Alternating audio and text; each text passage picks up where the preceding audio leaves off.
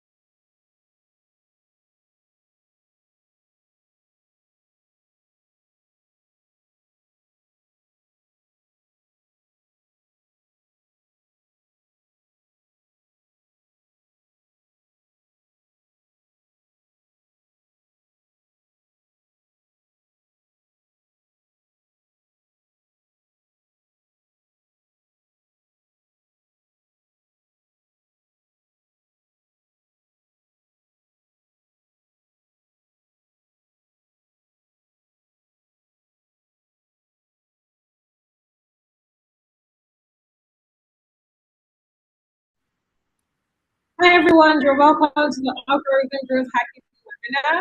Please allow for 2 minutes for other people to join in and for Billy to begin the session. However, please kindly introduce yourselves in the chat box, letting us know your name, where you're chatting from, or watching from, and your expectations and any other questions you'd like to ask during the session.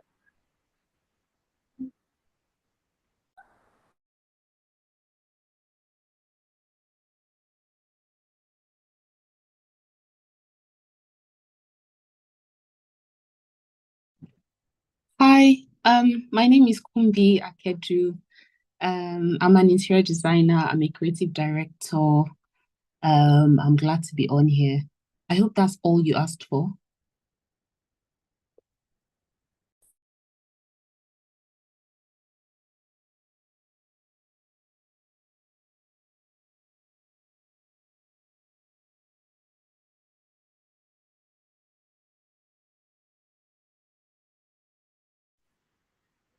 Hi, Kubi, you're welcome. To the rest of us, please let's introduce ourselves and leave our expectations for this session in the chat box. Thank you.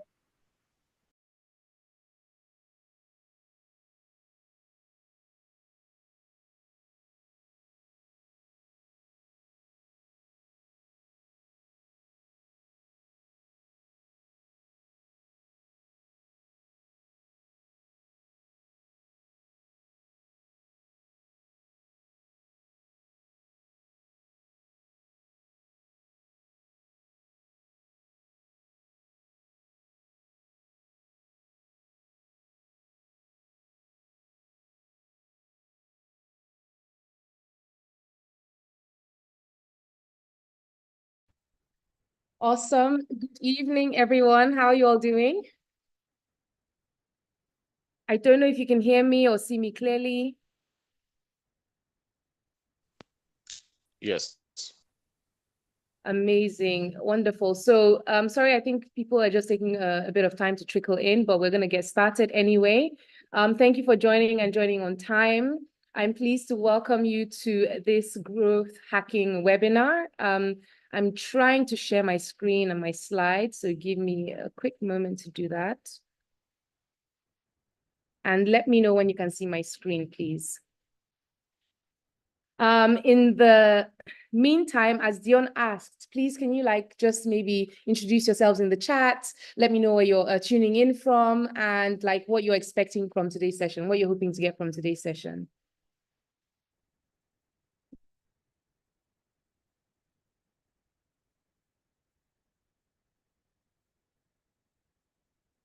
Alrighty, can you see my screen?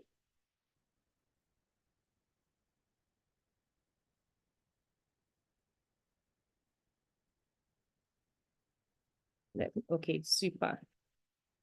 Excellent. So, hi, Emeka, good to see you. Good to hear that you're on here as well, Kumbi. Excellent. Great to see you guys all on the call. Cool. So I'm going to just quickly get started. I know we have quite a lot to get through. I'm going to be teaching some of the sort of fundamentals of growth engineering and just showing you a case study of how I apply those principles and the results that I got at Jumia. And so usually this is like 2 lectures and I'm trying to sort of condense it into one. So I hope God gives me the grace to do so.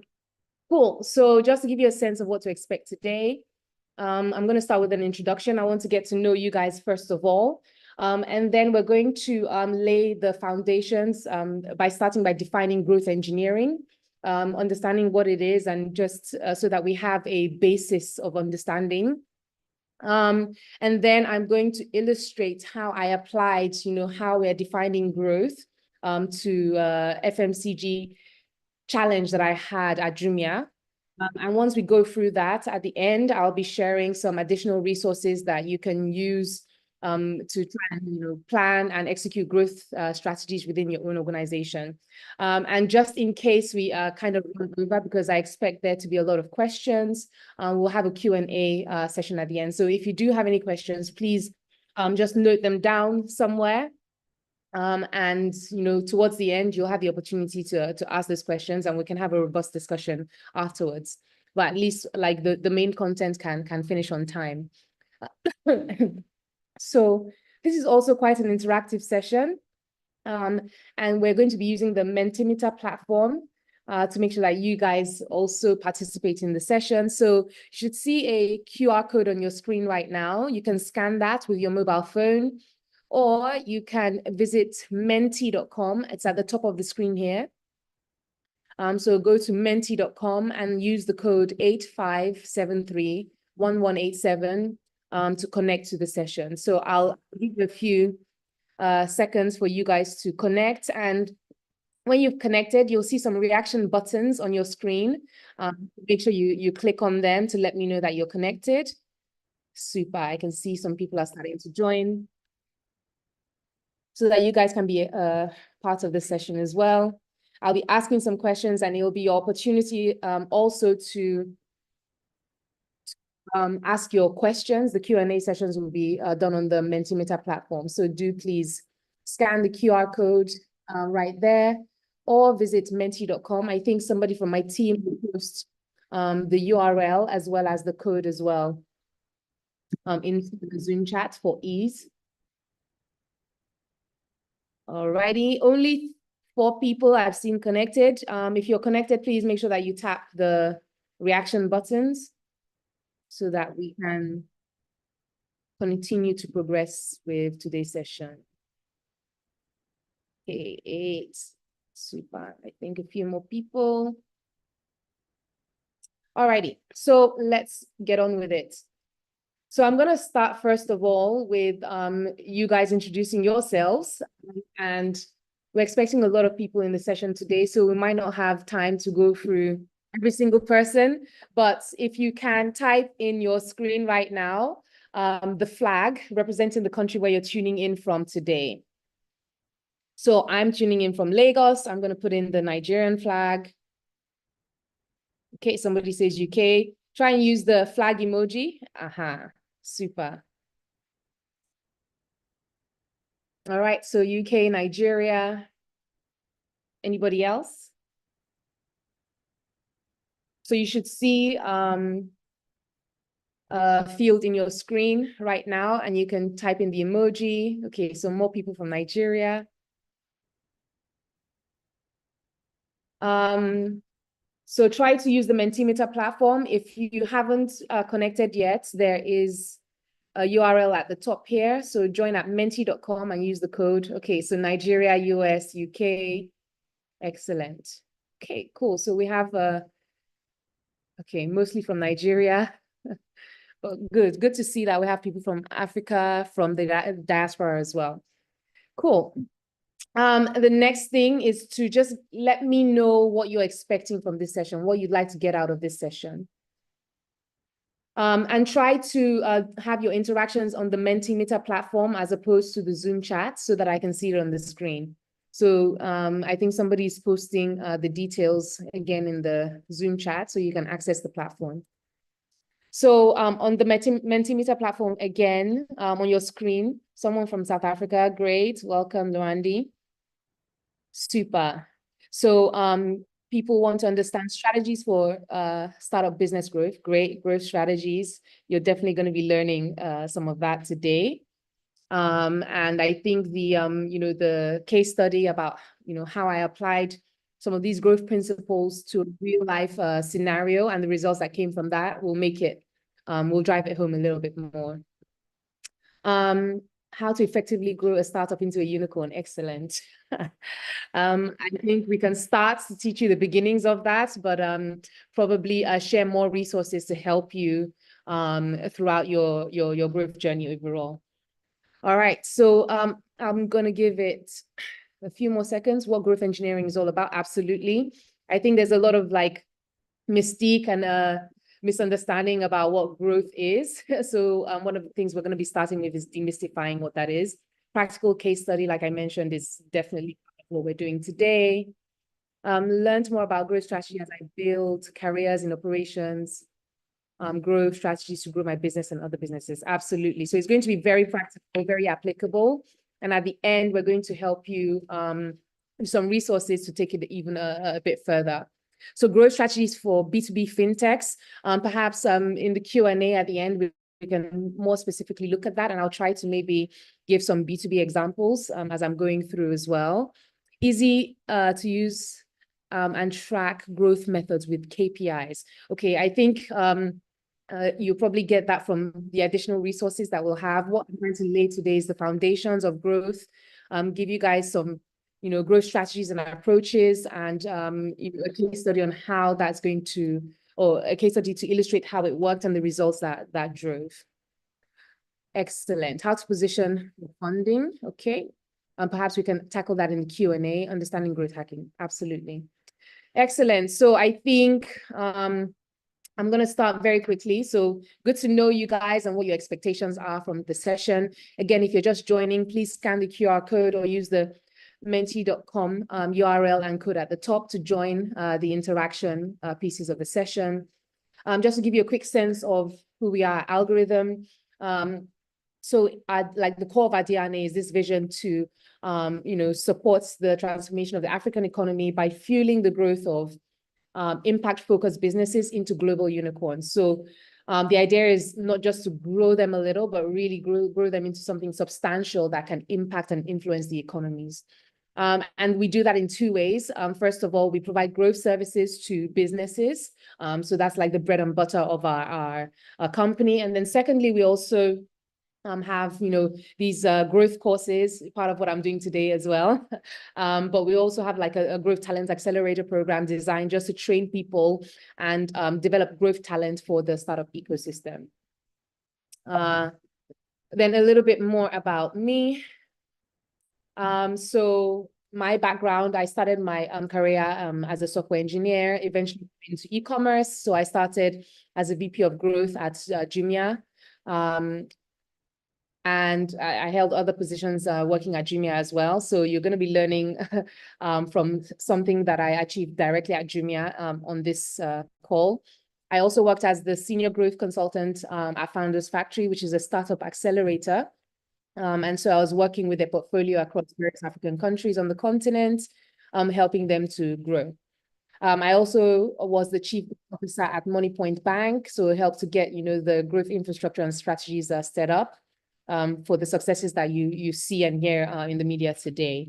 And last but not least, obviously, currently at Algorithm, which is the growth agency that I founded, and we help hundreds of businesses across Africa, the UK, the US with scaling. Super. So let's get into the crux and the meat of today's session. So I want to start by, first of all, establishing what growth is not, right? So a lot of you will come here with some, preconceptions and some ideas of what you've heard about growth. Often when we run sessions and we ask people how they define or think of growth, a lot of the ideas are anchored in marketing. Growth marketing is definitely one of sort of the most popular streams of growth, but there's so much more to growth and hacking growth or engineering growth than marketing. And we're going to explore that today. It's also a lot more than copying and pasting lucky hacks. So I'm sure you've heard of, certain growth hacks. And there's a pattern sometimes I see of people looking at, companies abroad and or even in their local markets, looking at some hacks that were successful for them and trying to replicate that. And it doesn't always yield the same results. And we'll explore why that is. So it's a lot more than just hearing about a hack and trying to copy and paste it in your own organization. Also, there's this sort of trend of thinking about growth more for like, the early stage vanity metrics, getting users, user acquisition. But how we're going to define growth and demonstrate the impact of the approach that we are preferring will show you that there's a lot more to it than just acquisition or getting users and looking at those vanity metrics. It's also not a magic wand. That's another sort of bias that I get. People think that as a growth expert, I'm going to come in and there's some magic trick that I have up my sleeve that's going to transform their business. No, there's no magic to it. It's very quite systematic and predictable, actually, as you're going to see shortly. So we understand what growth is not. Let's define what it is. So first, with some context, the term growth hacking was coined by this guy. His name is Sean Ellis. And he coined that term in 2010 in his book when he was describing the approach that he used to successfully drive growth for Dropbox. Does anybody on the call know what that hack was? You can maybe just like raise a hand and unmute if you know or remember what that Dropbox acquisition hack was. Okay, I think we have somebody. Okay, Tahile, go ahead.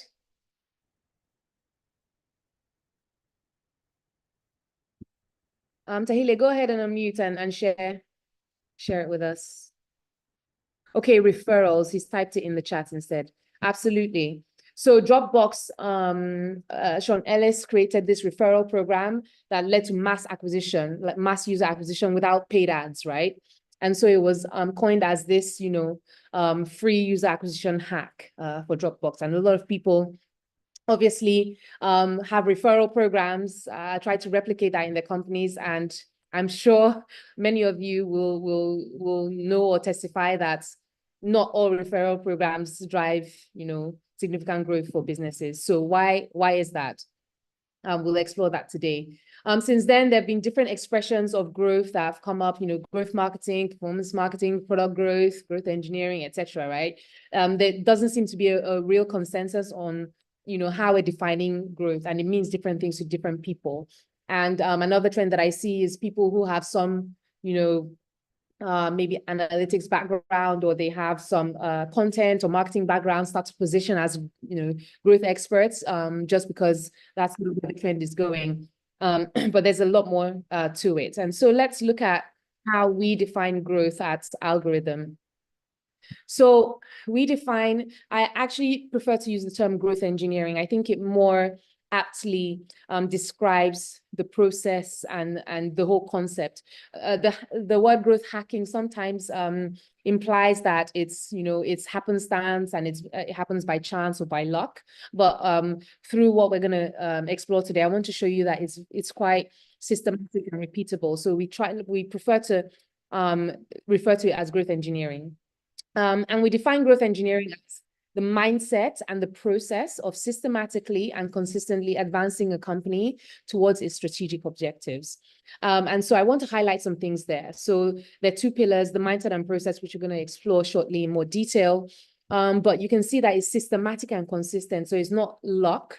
And very critically as well, it's advancing a company towards its strategic objectives. So for one company, and depending on the life cycle where they are in their evolution, their growth goals or objectives might be different. So at maybe the early stage, they might prioritize user acquisition, right? But maybe down the line, they're prioritizing being cash flow positive or being profitable and things like that. So if my goal as a company right now is profitability, and what you're driving from a growth perspective is just user acquisition, then it's not driving growth for me, right? So that is quite critical. So there's a mindset and a process which we're going to explore shortly. It's consistent, and it advances the company towards their specific growth objectives. Right, let's look at the growth mindset first. Is everybody following? I hope everybody is hearing me clearly. They're following. Give me a thumbs up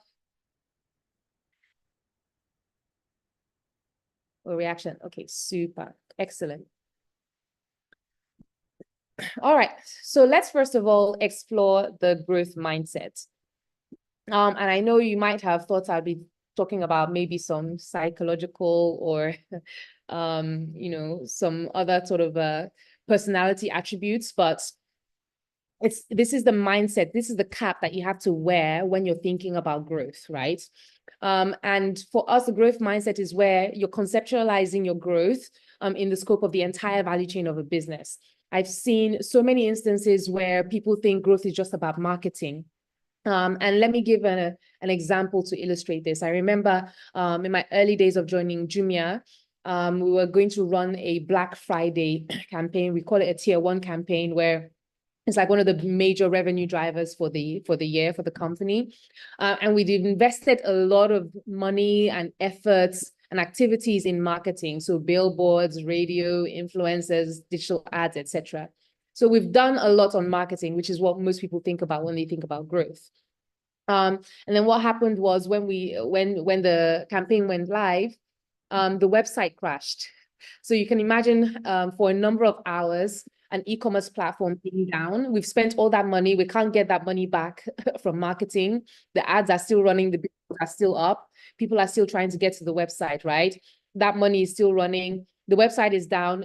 When the website is down, there's 0 transactions happening. So that's quite critical for an e-commerce platform, right? So we hadn't thought about the products. So we hadn't anticipated the volume that would come. We hadn't adjusted our website resources to be able to accommodate for the growth that we had planned on the marketing side.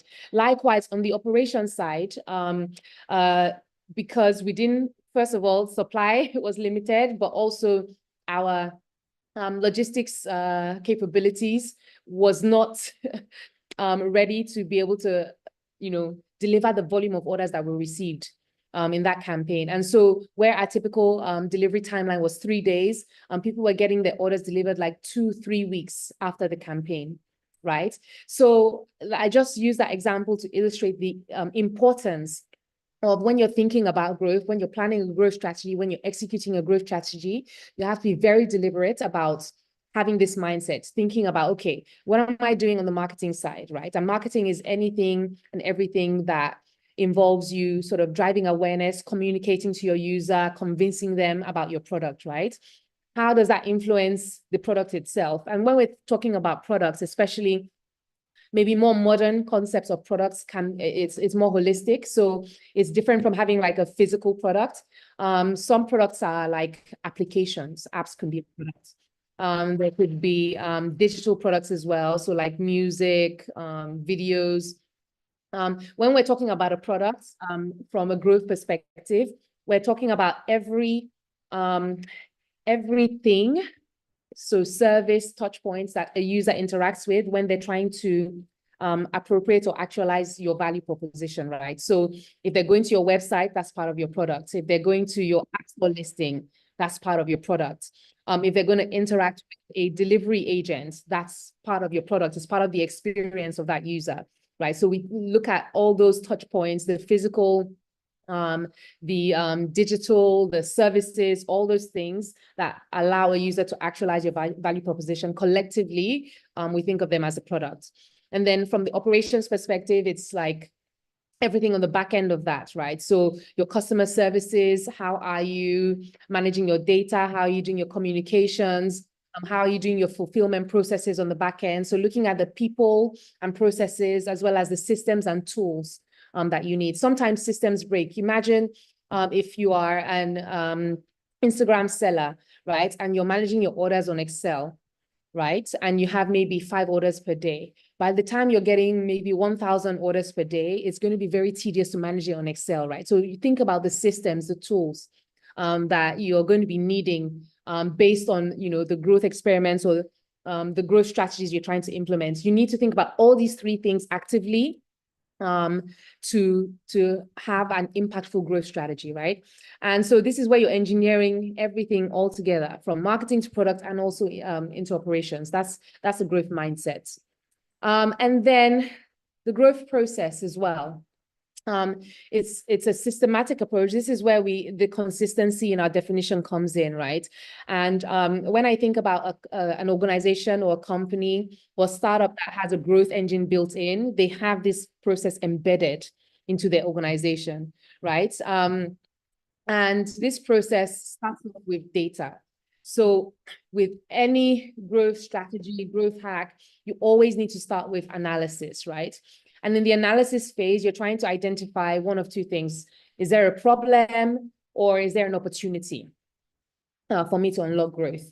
And the analysis can take various forms. If you're an existing business, you can look at historic data. You can do a funnel analysis to see where people are dropping off and identify opportunities. You can also, it can be quantitative, it can be qualitative. You can speak to customers to understand their needs, understand their pain points, understand them better. You can look at analytics to look at trends, to identify where bottlenecks or issues are. You can also do external analysis, right? So behaviors or patterns can change depending on macroeconomic factors and things that are going on outside of your business, right? So you always start your growth process with some sort of analysis. And in that analysis, you're trying to either identify a problem or an opportunity. Now, I think most businesses do this. Most founders will look at data, and that informs, how they are creating their strategies. What makes, a growth engineering startup different? This, the downstream steps here. So like a typical organization will jump straight from analysis into solutioning. So they'll try to, okay, this is the data, this is what we're doing to address it, and they start to implement. Now, what we like from a growth engineering perspective, what you want to do is experiment. But first of all, you start with a hypothesis. And a hypothesis is like a supposition, right? But you need to construct it in a way that allows you to experiment. And the importance of creating hypothesis is for a number of reasons. So if you're in an organization where you're handling one function, right? It's often difficult, especially if you're not maybe management level, or you're not making strategic decisions.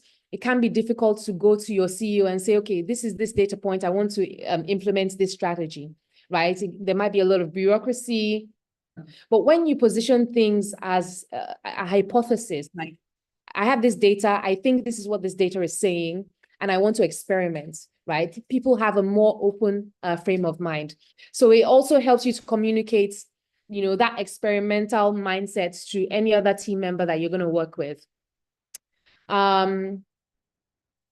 So hypothesis. So we typically construct it with the syntax that you see on the screen. So I typically construct it as an if statement. So if I do X, it's going to fix Y, and I'll measure it by Z.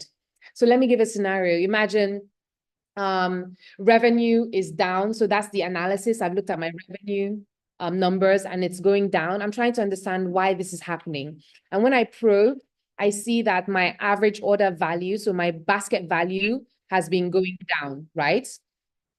There might be various reasons for that, but I might form a hypothesis. I think that if I incentivize orders, if I give people a voucher for free shipping on orders over $100, it's going to fix my declining basket value, and I'll measure it by, measuring whether I get a 10% increase in revenue from this cohort. Right? So you state a hypothesis statement, and that puts people automatically in an experimentation frame of mind. Then you move on to an experiment, right? And the experiment, and this is really what makes the growth approach very different. You want to find what's the easiest, fastest, cheapest way to test your hypothesis, right? So whereas a normal organization will go from analysis to solutioning straight away, you want to experiment like in a fast, cheap, and easy way. And it can be something really mundane and simple. I remember sometimes when I was trying to test maybe ad messaging to see which messaging lines were going to resonate more with my users. Sometimes I'll just write those down, and I'll just share them with, write those down on paper, and I'll go around my office asking people which one sounds better or which one do they resonate with. It can be that simple and mundane, right? It could also be, for example, if you are trying to see what ad creatives connect better with your target audience, you can run a split test of those creatives via an Instagram ad at first. And then when you see the one that gets the highest click-through rates, you can then use that for your billboard, right? So you're trying to find what is the easiest, fastest, and cheapest way for me to test my hypothesis. And that's where the creativity starts to come in, right? And so once you keep experimenting. So that experiment that you ran does not necessarily solve the problem, right? So in the experiment, you're trying to determine two things. Will this fix my problem? That's one thing. And secondly, will it fix it at the magnitude that I need?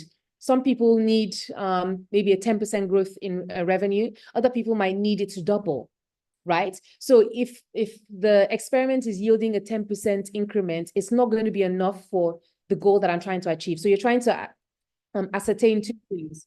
Will it give me the results that I'm looking for and at the magnitude that I need for my goal? And you keep iterating through that. So you run an experiment. If it doesn't work, that is great. some people feel bad when they run an experiment and, you know, and it hasn't yielded the results, but I think that's really positive. It means you found a very quick, cheap way to know what is not going to work. Imagine if you hadn't experimented and you had just shifted the whole organization and implemented that whole strategy, and you're like, oh, that's not working and it's not going to work, and you guys just stick with the status quo. Did you understand? So a failed experiment, also has value. But the point here is you keep iterating, you continue to experiment. You might go back to the board and say, okay, there's nothing I can do at this part of the funnel. I'm going to find another way to grow. And you continue to craft a hypothesis, continue to experiment until you find something that moves the needle and moves it at the magnitude that you need, right? So this is why it's a perpetual process in your organization. Last but not least, this is like the most trivialized step in the growth process is the systemization. It doesn't sound very glamorous. I think some people have questions. If you have questions, please do maybe type them in the chat or keep them somewhere. We'll answer them at the end. So once you find a successful test that yields the result that you want at the magnitude that you need, then it's important to think about how you're systemizing it, right? So systemization, you're looking at the systems, the toolings, the people, the operations. What are the implications on my operations if I want to scale up this experiment, right?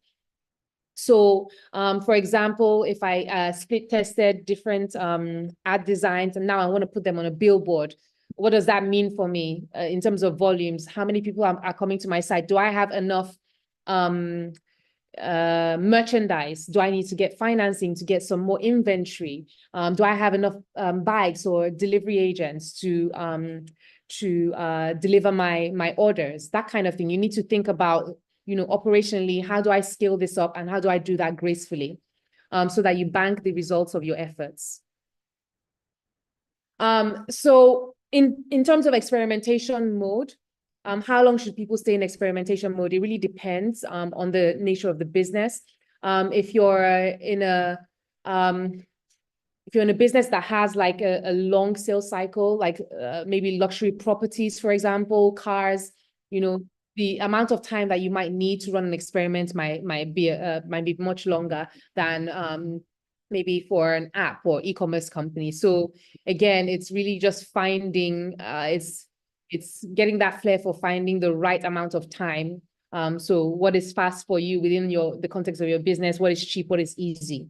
And there's that part of it is a bit of an art, really. And so you systemize and you scale those results up. Is that clear? Does anybody have any other questions, maybe very quickly before I now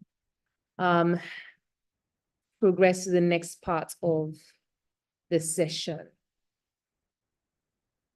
Okay. Super. So I'm going to continue. So that's a growth process. So remember, growth engineering, we define it as a mindset. So we've talked about, you know, the full scope of the value chain. So looking at marketing, product, as well as operations. We talked about, you know, it's a mindset and process of systematically and consistently advancing a company towards its strategic objectives. Okay. There's a question in the chat box. I can't see it. So let's maybe wait till a bit later in the Q&A segment. Cool. So let's go into how I applied. These are obviously very foundational principles of growth engineering. Let me show you how I applied this to grow the FMCG category at Jumia. But first, I'm going to put the question to you. All right. So if you didn't join us from the beginning, there is a code at the top. We are using this platform called Mentimeter. Yes, to, you know, for you guys to participate in the session. So please go to menti.com and type in that code. And you're going to tell me, so in a moment, there's going to be a chat box that appears on your Mentimeter screen. I want you to tell me Imagine you're the head of growth at Jumia. You've been tasked with growing revenues from the FMCG category. FMCG stands for fast-moving consumer goods. And so those are the things that you see in supermarkets, like food, drinks, cleaning products, toiletries, etc. So you've been tasked with growing revenues from that category, and you're supposed to prepare a growth strategy. So type of ideas in the screen that's coming up next. Type each individual idea separately. It's anonymous, so be as creative as you like. So let me know how you would go about growing revenues from the FMCG category at Jumia. So if you can see the text box on your screen, please react so that I know that you're on there. I'm looking forward to seeing your ideas.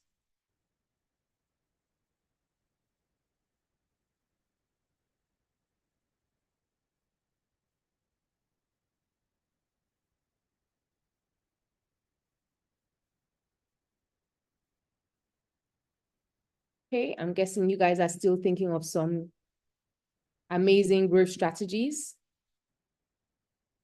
Remember, type one idea each and submit. You can, okay, somebody said discounts, excellent.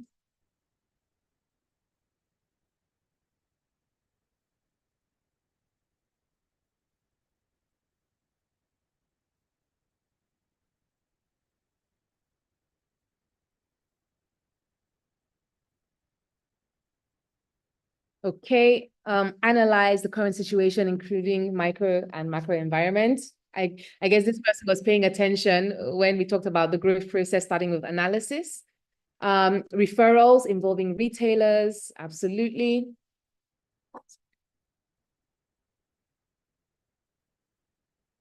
Free transportation, okay, that's an interesting one.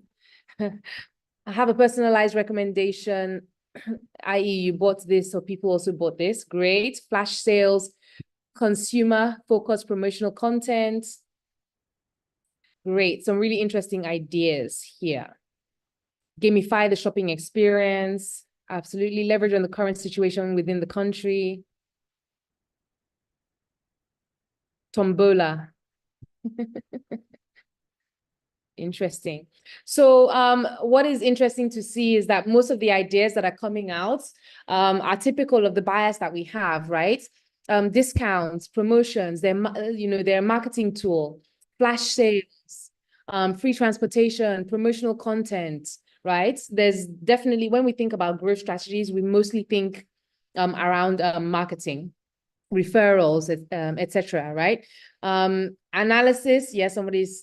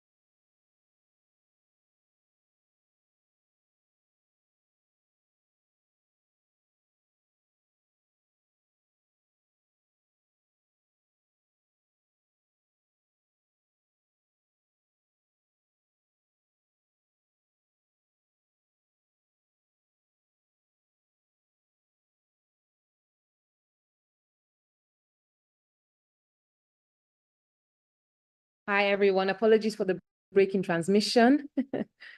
Let me try and get back to where we were. I think there was something wrong with our connection. I hope you guys can hear me. Can you still see and hear me? Okay, great. Thank you for the thumbs up. Awesome.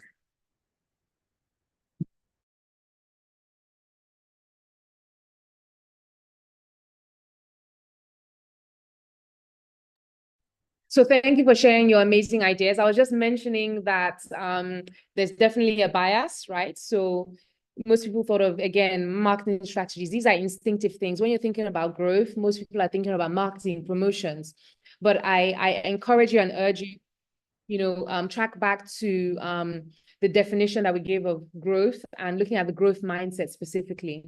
It's important when you're thinking about strategies to look at all the three pillars. So marketing strategies, what are the product strategies that you would execute or implement?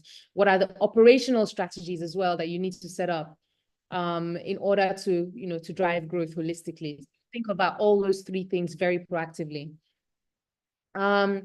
Excellent. So now let me get into how I actually did this. So this was a challenge that was set for me while I was working at Jumia. I was the head of business development and strategic projects, very large and convoluted role title. And then my CEO decided to make me earn it. So she asked me to figure out how to grow FMCG revenue. And she gave me a confidence booster. She let me know that this, they've never been able to achieve this for the category. So that really helped to boost my confidence. And then to add to that, I had a makeshift team with one intern only, and, we had to borrow, 2 people from different teams across the organization. So it was very makeshift, but we proceeded anyway. Challenge accepted. So how do we do it? So remember, we talked about the growth process when we were defining growth engineering. It started with analysis. So that's exactly what I did. I went to look at the historic performance for that category at Jumia. I was trying to look for where are the problems. Are there any subcategories that are failing, or which are the top categories that are driving growth? I was trying to look for if there was any seasonality in the, in the category, like looking at are there seasons or months where people buy more FMCG, and just trying to get a picture of what could be a growth driver. What I found was that the category's performance was very sporadic, fragmented. I also noted that some of the short blips in growth of revenue were driven by promotional campaigns like discounts, and that was not a sustainable way to consistently grow revenue for that category. So it was a bit confusing, and the hypothesis I came up with was that actually have a good understanding of who our customers are for that category and what their needs are. So I thought that with product market fit, and I thought if I can just understand the user, I can craft a better offering that meets their needs, and that will consistently grow revenue. If you remember the hypothesis statement syntax, if I do X is going to fix Y and I'll measure it by Z, right? So that was my hypothesis. And then, so these, they're not really essential, like you can jump in between. So I went back actually to analysis this time, rather than looking at, the quantitative analysis, historics on Jumia. I decided to speak to people directly. So I ran a focus group to understand, the needs of these users better. So I knew who the demographic was, and I tried to find people that fit that demographic. And because focus groups can be biased, I ran 2 focus groups with the same questions, just to, juxtapose the data points and make sure that there was a trend, or try to identify any trend that was emerging from there. So what were the things I asked? I'm only giving some excerpts for the sake of time. Just giving a few excerpts from, the questions that I asked. But first of all, I was trying to find out what day of the week do people normally go grocery shopping. And I discovered that most people went on Saturdays. So a few people on Sundays, but mostly on Saturdays, right? As I'm going through, I'm going to sort of illustrate how that influenced what I did. So this specific insight influenced my campaign day. So I decided I wanted people to spend their money on Jumia before they would get into their default behavior, which is to go to their local supermarket or stores, right? So I chose to run my own offering on a Friday, okay? I also looked at, try to understand what period do they shop for. So when they go shopping, what are they shopping for? Is it for the day? Is it for the week? I identified two key buying cycles. So there was a weekly buying cycle where people would shop for, fresh foods, so things like milk, eggs, butter, vegetables, etc. And then there was a monthly buying cycle where they would get bulk items, things like rice, pasta, oil, etc. for the month. Okay. And so I looked at my assortment at Jumia, and this was Jumia Mall. It's like the Amazon of Africa without the Amazon food segment, right? And so my assortment was more in line with the monthly buying cycle. And so I set my my offering for Fridays for a Friday every month, right? So you can see that I'm starting to craft my proposition, my products, based on the insights that I was getting from the focus group. The other thing I wanted to understand was what would motivate somebody to stop their default behavior of going to the store and buy their groceries online instead. And the thing that came out consistently was pricing was the biggest factor. But most significantly, prior to this, when I was looking, like doing my analysis, I was also looking at, other online stores. Like in Nigeria, there's one called supermart.ng. This is where you can order groceries online. And that was my benchmark, right? I was looking at other similar e-commerce competitors in that space. But what was critical, a critical finding from this focus group was that these women were not benchmarking or making their value assessment based on the other online supermarket prices. Their value assessment was based on their knowledge of the market price, the local market price. So even when they went into supermarkets, they had an idea of what the local markets would charge for certain products, and that's how they're making their value assessment. So this was a critical finding, and it really impacted how I started to apply my sourcing strategy. So we're even going into the product side now, right? So I knew that I couldn't just rely on the retailers that we had on the platform. I needed to go to the distributors. I needed to go to the manufacturers to get the products if I was to sell them on the platform with our margins at, the market price. Okay. The other thing that I did was I channeled some of my marketing budget into price subsidies. So I started to subsidize the prices on key items where I could not source them at a price that would make it equal to the market price, right? So I'm starting to craft my products, starting to think about supply, the process, right? So marketing, products, operations. The other thing that I looked at was I told them to write a shopping list for the month, right? And across the two groups, I highlighted the categories or the items that were common across both groups. So I use this as a benchmark, as a loose benchmark, as to what would always be present in their baskets, right? So these are the core things that they will always shop for on a monthly basis.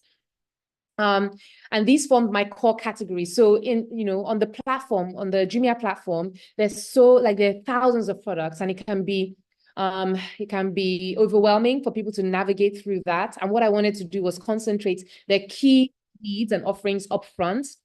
And so we started to, even look at details as to, for each product group, what are their brand preferences?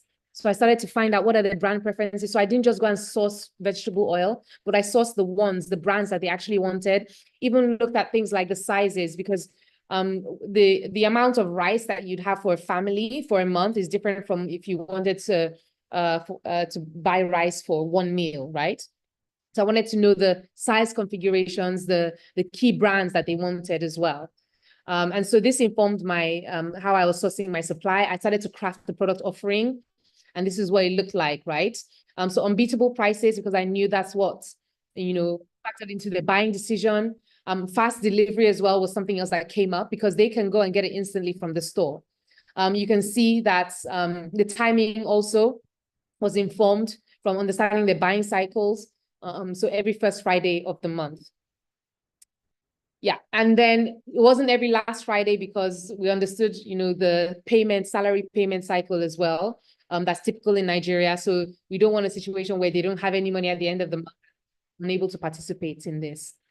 So, so somebody like a typical person would be excited by this and say, yay, we know what they want. Let's just do a promo and let's do marketing and let's shout about it.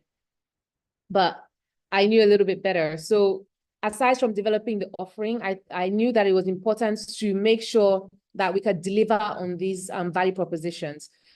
So I started to look at the product, right? So crafting the product was beyond the supply, but remember I talked about a holistic concept of products, everything that a user interacts with to actualize your value proposition, right? So looking at how we structured the landing page.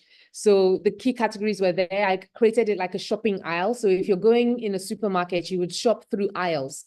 So we had each aisle listed on there and people could just navigate through the aisles and, the products would be listed underneath there. And so they could just add to baskets and shop. I also started to look at operations. So I wanted to understand how we could deliver on same-day deliveries, ideally, right? Because these people can go to the store and pick these items up immediately.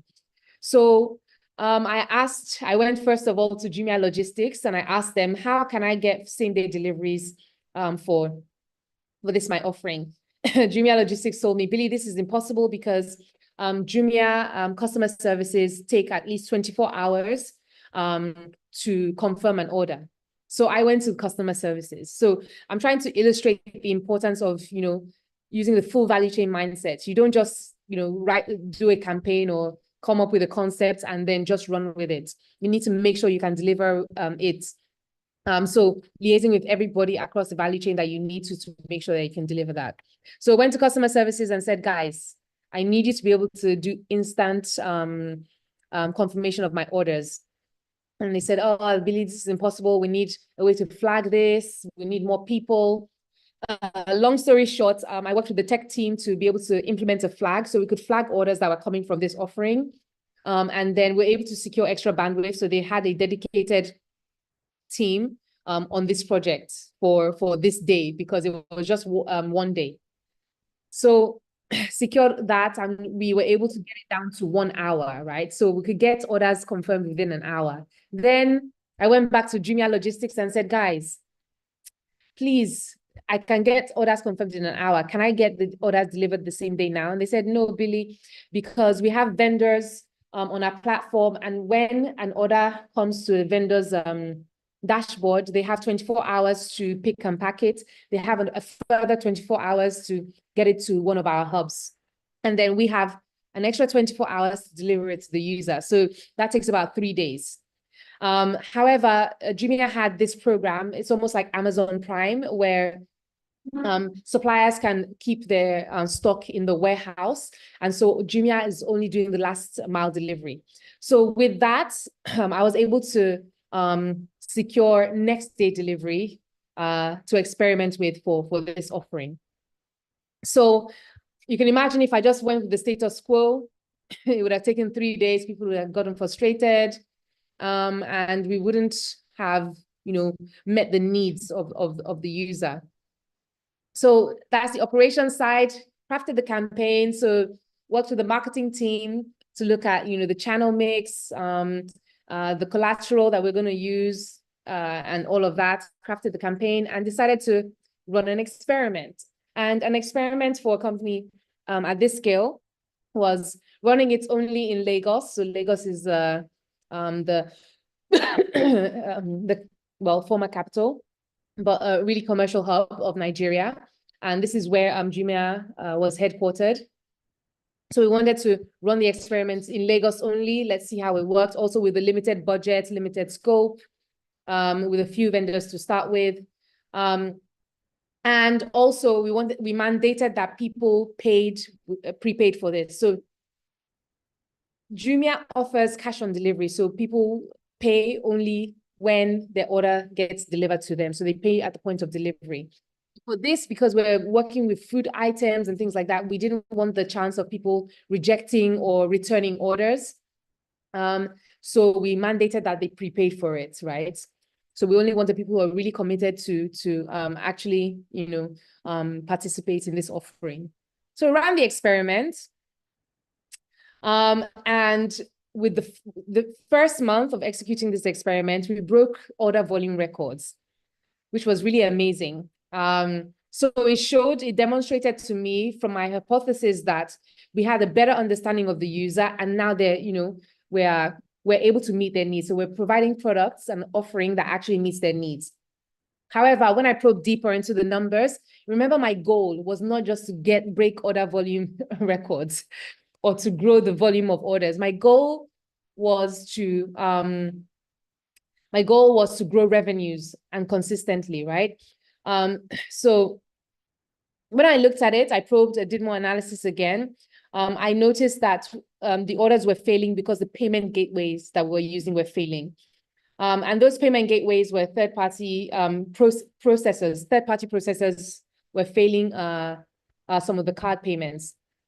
And it was quite significant, 77%, right? So I quantified that for my CEO. So I looked at the revenue that would have come from those orders, and I went to her and said, ma'am, this is the amount that we would have banked. Like, these people put their cards in, they committed to this order. And this is the number of sales that we lost because we insisted on using cash on delivery, right? And so with that, I was able to demonstrate to her. And also I looked at, one of the reasons or the rationale for using prepayment was the return rate or the rejection rate for the order. And I looked at those rates for that offering, and I saw that it was lower than the Jumia average. Like, with that, I crafted another hypothesis. I felt that if we open this offering with cash on delivery, that we would bank more of the revenue. And my CEO gave me the authorization to go ahead and do that. So we ran the experiment in the second month, this time with cash on delivery. And can you guess what the results were? I think in the promotion of this webinar, you guys have kind of gotten a bit of an expo, but just those first 2 months of experimentation grew revenues by 2,000% for the category. So very, very significant. I'm hoping that you can see that these things actually work, right? So this is a real life scenario. I applied the growth mindset as well as the growth process, right? 2,000, like, it's not trivial. And that's 2 months of experimentation. We haven't even started to systemize yet. Right, and it was consistent every single month. And also we 5x the conversion rate. So it went from 11 to 51%, right? So I want to show you that, sometimes we hear about these numbers and we hear, okay, I could have said, oh, we did some hacks, we created a beautiful, supermarket shopping aisle experience, and, that got us the revenues. But it's the thinking, it's the process, it's, the analysis, hypothesis, the testing, and iteratively doing that and tweaking that really got us to these results. And this was just experimentation, not even when we started to systemize, right? And so when it came to systemization, we started looking at, okay, how can we roll this out even beyond Lagos? And then even from a global perspective for the company, my CEO asked me to sit with the CEOs for Jumia in other markets like Ivory Coast, like Egypt, Ghana, Kenya, etc. And I was to give them the playbook for this offering. So we started to have Jumia family markets in all these other markets as well. So yeah, I hope this has shown you, the importance of having that growth mindset. When you're thinking about growth, I didn't just come up with a promo and do a discount and do marketing. I really took time to analyze, understand the user. I formed a couple of different hypotheses along the way, ran an experiment to test them. And when I'm running an experiment, I'm thinking about my execution across the value chain. So looking not just at the marketing, but the operations, how they work hand in hand, fixing any bottlenecks that they had. And then it all came together and really delivered the end result that I needed. Super. Any questions so far before I move on? I know we're kind of out of time. So obviously, this is just scratching the surface. It's the tip of the iceberg when it comes to growth. There's a lot more that we teach and a lot more that you can learn. We have a couple of other courses that you can look at. So this was just an excerpt of the Growth Starter course. If you want to go into more detail about this, we do have that. We also have a course on behavioral science. So how do we leverage our understanding of behavioral psychology and how users behave to create an environment that influences them to make certain choices. You can imagine that's very powerful for driving growth. Then we also have a lecture on audience definition, and it's beyond just defining audiences. It's doing it in a way that allows you to optimize your product market fit and connect better with your target audience. If it sounds really mundane, but if you're going to look at anything, if you're going to do just maybe one course on our platform, I would highly recommend the audience definition one. It's the most impactful. It sounds mundane, but as always, these foundational things, if you don't get them right, it's much harder for you to drive growth down the line. We also have a course around the funnel framework. So for any budding, growth engineers, it's really important for you to understand your funnel, how you're moving people on a journey from knowing you to actually, buying from you. And then we also have a framework that we developed at Algorithm.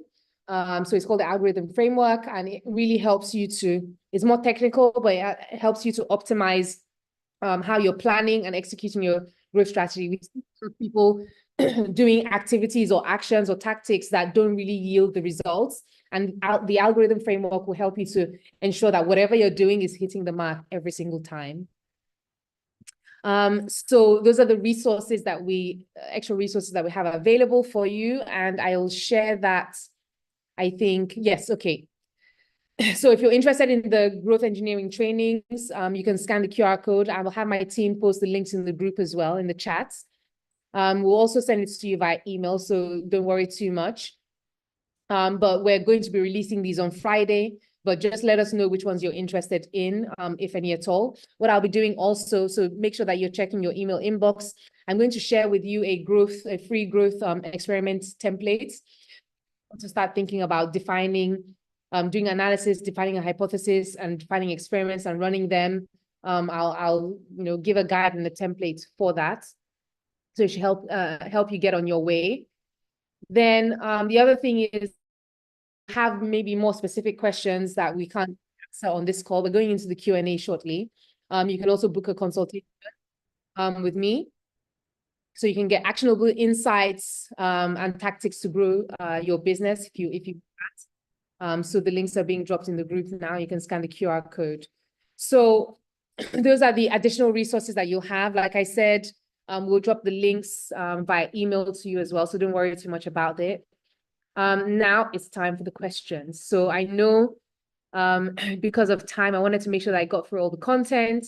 And I know some of you might have some burning questions. Again, on the Mentimeter screen, you can type your question in and it will appear on here, and I'll walk through them sequentially. So go to menti.com and use the code 85731187, and your questions will start coming up on the screen.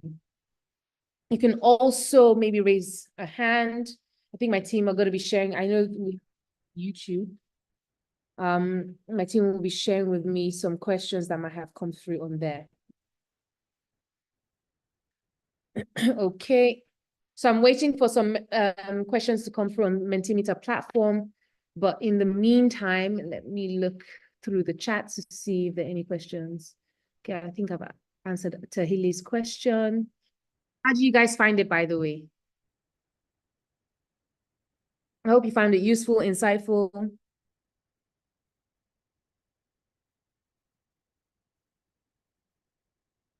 Okay, how much are the courses? They're different prices. We're going to release them on Friday, so I'll share the details and links with you via email, so you get all that information. Thank you, Chioma.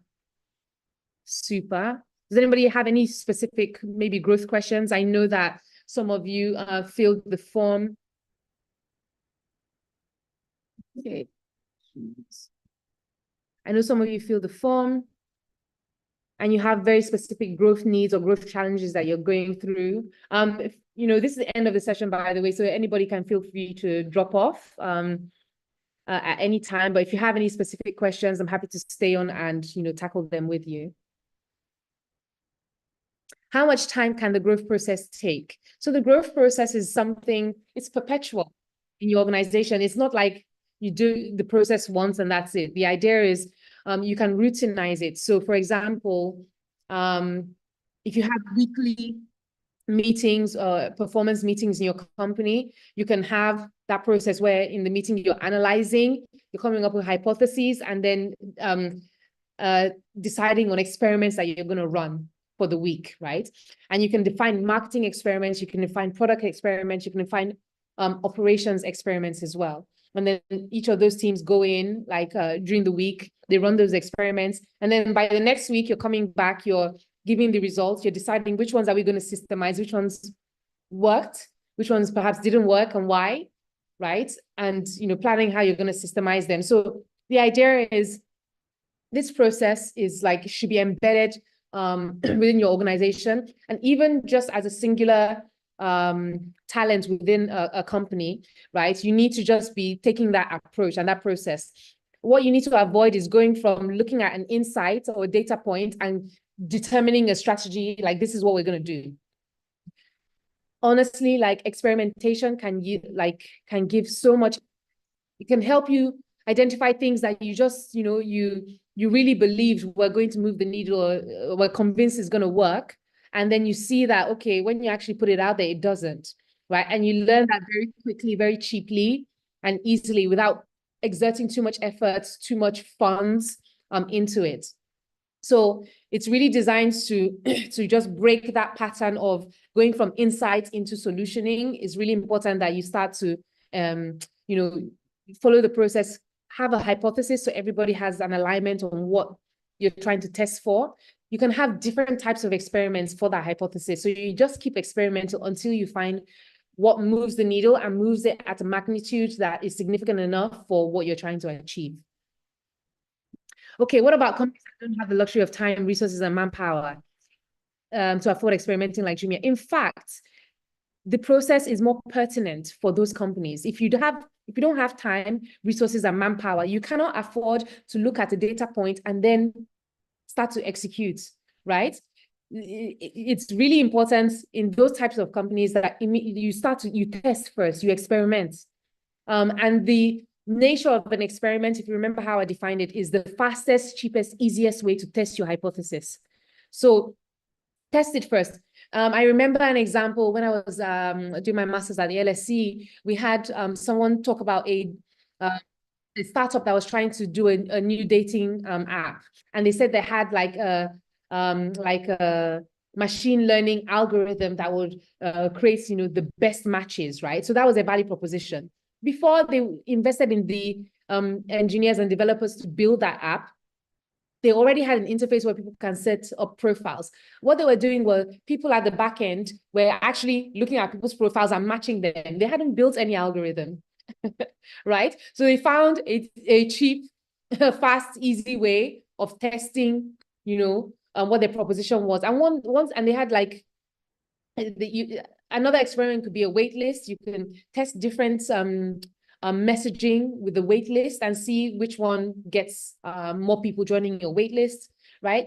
So really important. It's even more pertinent, Grace, for companies who don't have the luxury of time. It's more important for them to actually run experiments. And experiments, like I said, are unique to your sector and the context of that business. For a real estate company, you know, you might need a lot more time to go through that buying cycle. But for something that's a bit more fast-paced, experiments can, you know, take minutes. It can take maybe a couple of days, right? It can be very, very quick to execute. Do we have any other questions? That's a great one, by the way. It's one that often comes up. All righty. Okay, I don't think we have any more questions, unless anybody wants to maybe raise the hands on mute, share.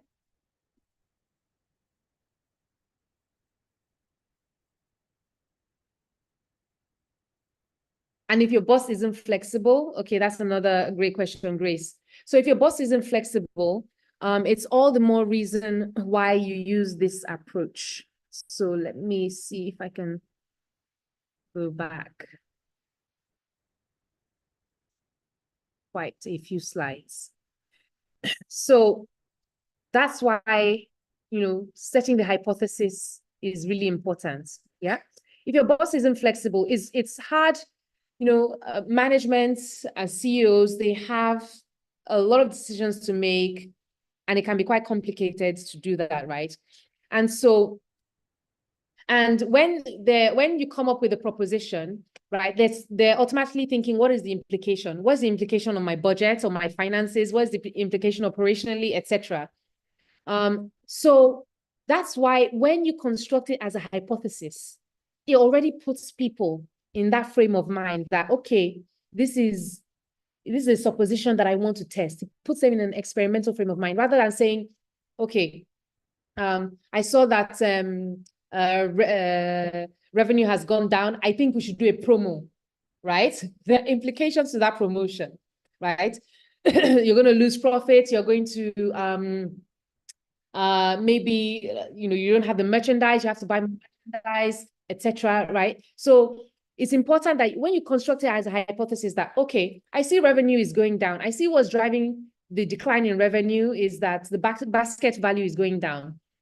And I believe, right, that if we offer this free shipping voucher to people, right,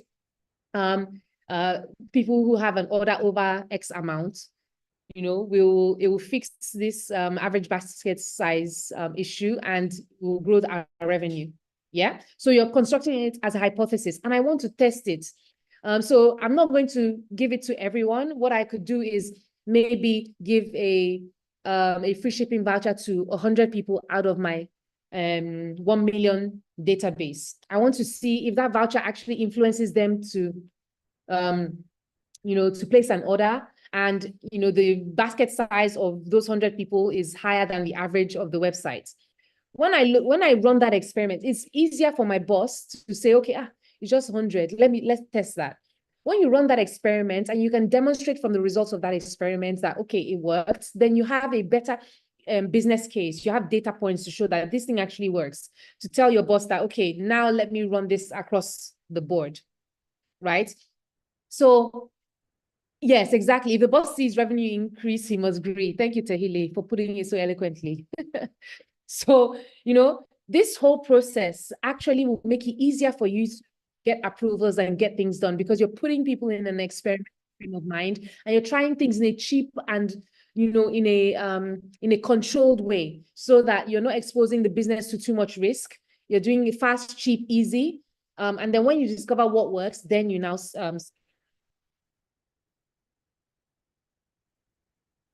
Awesome. Does anybody else have any other questions? It would be cool to know maybe what was something new that you learned about growth today? What was your aha moment, eureka moment, something that you didn't know or weren't aware of? You can type it in the chat. You can unmute as well if you like to speak. It'd be good to hear somebody's voice. Did I compare the ratio of the ad spend to the revenue or customer acquisition as one of your key metrics? Or the resources? No, so we did track a number of metrics, right? But it's really important to keep track of your North Star. Yeah. So definitely, like, the margins were important, the acquisition costs, etc., was important. That was really for the marketing department. But I remember mentioning that I took some of the marketing budget that I had allocated to price subsidies for key products. So I understood that, because of the way I designed the journey, people will probably go through aisles and they'll put more than one item in their basket. So even if we made a loss on one item, hopefully overall the basket economics would make sense, right? So we looked at a bunch of different metrics, but the priority, the North Star metric for this was the revenue growth, and consistently. And so that's why when I ran the first experiment, revenue grew just a little bit, but our order volumes, like we broke records just with the first experiment. That wasn't enough, right? Because I needed to get to the crux of it, which was the revenue. And that was the main thing that we were trying to look at. So yeah, those things, if it's important to the company. So again, remember the definition says, growth engineering is the mindset and process of systematically and consistently advancing a company towards its strategic objectives. So if for your company, the margins matter, the acquisition costs and the margins matter, then it's important for you to actually, keep a track of that as well. Okay, in some circles, that revenue should not be a North Star metric because it's a lagging indicator, absolutely. But I think what should be a North Star metric for any company at any point in time is what is important to them. Like I mentioned earlier, for a startup that's just entering into the market, especially in a market where there's a low barrier to entry, it might be more important for them just to acquire users so that they get market share, right? And create a barrier between themselves and other competitors. And they might not do that in the most maybe cost-efficient way, but speed is the priority at that point. Then down the line for another company, it could be revenue. Revenue could be important. Maybe revenue is something that they need to show to be able to raise, right? So revenue growth, CAGR, could be something that they need to show to be able to raise from investors. So I think let nobody dictate to you. I think what your North Star metric is should really depend on what your business needs at that very point in time.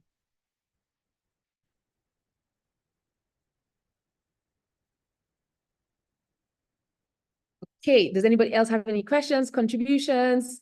Please unmute, maybe share with me what your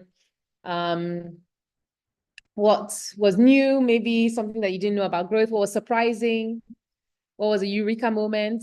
Maybe I can pick on a couple of people.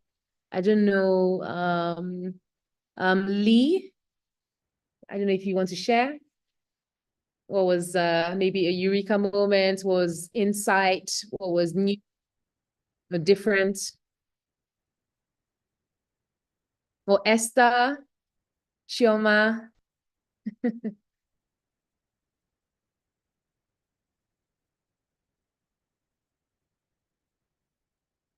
Okay, thanks, Abdella. You're very, very welcome. It's a pleasure. Okay, so if nobody wants to share, nobody has any other comments, I think I'll end the session. It's been good having you guys on here. It would have been great to hear the one or two people, but I hope you found it valuable. Obviously, it's just scratching the surface.